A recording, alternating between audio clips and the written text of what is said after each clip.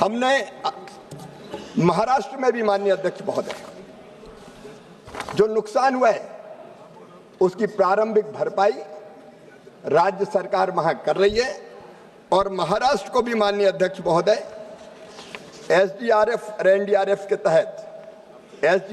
तहत 18,249 करोड़ रुपए की राशि आवंटित की गई है। तो एक तो एनडीआरएफ और एसडीआरएफ के तहत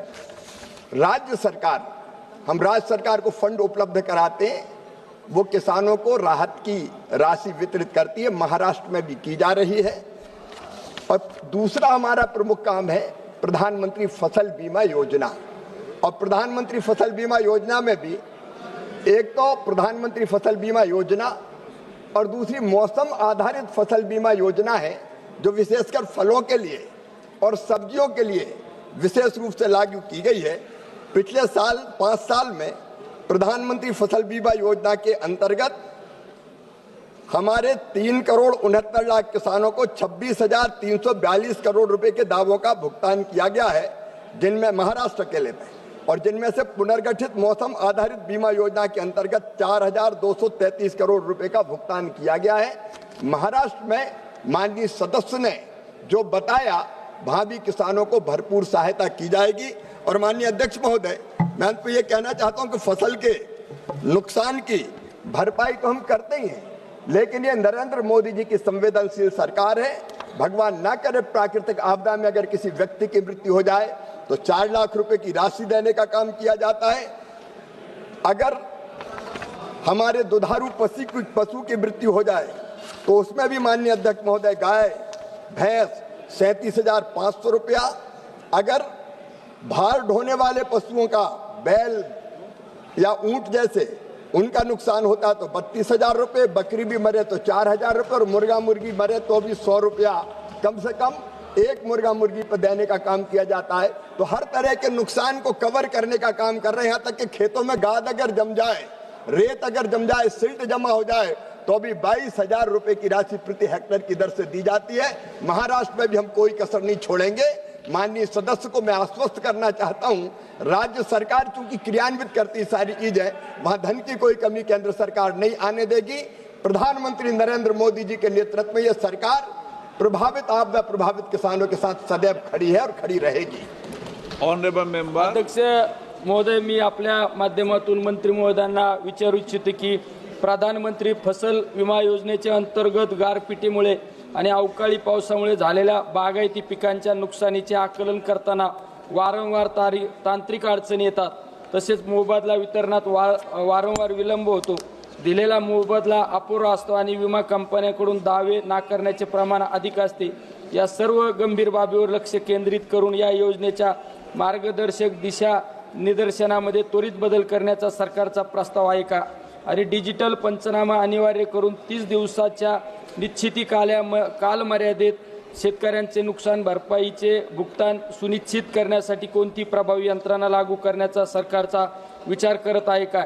तसेच या संपूर्ण प्रक्रियेला अधिक पारदर्शक, जलद आणि शेतकरी केंद्रित बनवण्यासाठी सरकारने कोणती नवीन तातडीने पावले उचलली आहेत? जितना लंबा पूछोगे मंत्री जी उतना लंबा जवाब देंगे।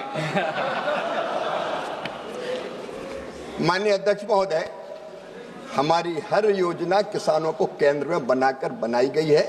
जैसा मैंने निवेदन किया कि प्रधानमंत्री फसल बीमा योजना और मौसम आधारित फसल बीमा योजना, ये 2 योजनाएं हमारी है और इनका आकलन एक का होता है क्रॉप कटिंग एक्सपेरिमेंट के आधार पर राज्य सरकार करती है। क्रॉप कटिंग एक्सपेरिमेंट के आधार पर जितना उत्पादन कम होता है उस आधार पर नुकसान का आकलन करके उसकी भरपाई बीमा कंपनी को करनी पड़ती है। और मौसम आधारित फसल बीमा योजना में ज़्यादा बारिश, कम बारिश, बढ़ता हुआ तापमान या हीट वेव, कोल्ड वेव, इसका आकलन करके फसल के नुकसान की संभावनाओं के आधार पर नुकसान का आकलन करके बीमा कंपनी इसकी भरपाई करने का काम करती है। और अकेले महाराष्ट्र में माननीय अध्यक्ष महोदय 26,342 करोड़ रुपया, और पूरे देश में 16 से ये फसल बीमा योजना बनी है। 1,90,000 करोड़ रुपए के क्लेम का भुगतान बीमा कंपनियों द्वारा किया गया है।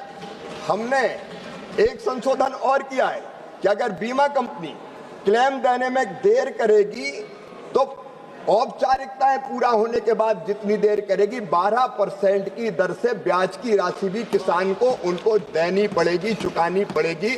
और इसलिए माननीय सदस्य आश्वस्त रहे, वहां पूरा आकलन हो रहा है और आकलन होने के बाद किसान को पूरी राशि का भुगतान किया जाएगा। संदीपन राव आसाराम भूमरे, ऐसे नहीं खड़ा होगे, कभी मौका नहीं मिलेगा आपको। बैठ जाइए। नो, ये तरीका नहीं मिलेगा मौका। बैठ जाइए, बैठ जाइए, आप खड़े रह जाइए। संदीपन राव आसाराम भूमरे। माननीय अध्यक्ष महोदय, माझ्या लोकसभा मतदारसंघातील छत्रपती संभाजीनगर जिल्ह्यात सप्टेंबर आणि ऑक्टोबर 2025 मध्ये झालेल्या अवकाळी पाऊस आणि गारपिटीमुळे जिल्ह्यातील बागायती पिकासहित फळबागांचे अत्यंत मोठ्या प्रमाणात नुकसान होऊन फळबागा उद्ध्वस्त झाल्या आहेत। तसेच कांदा, द्राक्षे, डाळिंब, मोसंबी पिकांचे मोठ्या प्रमाणात नुकसान झाले आहे। त्यामुळे शेतकऱ्यांच्या लाखोंचे नुकसान होऊन शेतकरी हातात झाला आहे। माननीय अध्यक्ष महोदय, मी आपल्या माध्यमातून मंत्री महोदयांना विचारू इच्छितो की माझ्या छत्रपती संभाजीनगर जिल्ह्यातील नुकसानग्रस्त शेतकऱ्यासाठी एनडीआरएफच्या नेहमीच्या निकषापेक्षा अधिक असलेले विशेष वित्तीय पॅकेज मंजूर केले आहे का? जर केले असेल तर या पॅकेजची प्रति हेक्टरी रक्कम किती आहे आणि प्रधानमंत्री पीक विमा योजना अंतर्गत विमा कंपन्यांनी पीक नुकसानीच्या दाव्यांचे जलद गतीने निपटारा करण्यासाठी सरकार कोणती पावले उचलत आहे जेणेकरून शेतकऱ्यांना त्वरित नुकसान भरपाई मिळू शकेल?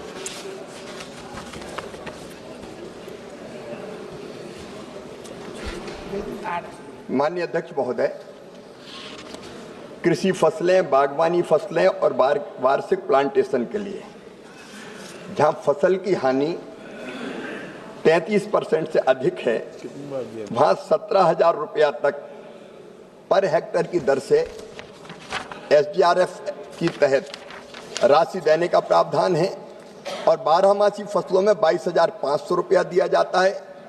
वैसे ही माननीय अध्यक्ष महोदय, जैसा माननीय सदस्य ने बताया, फसल बीमा योजना के अंतर्गत भी राहत की राशि या मुआवजा देने का प्रावधान है।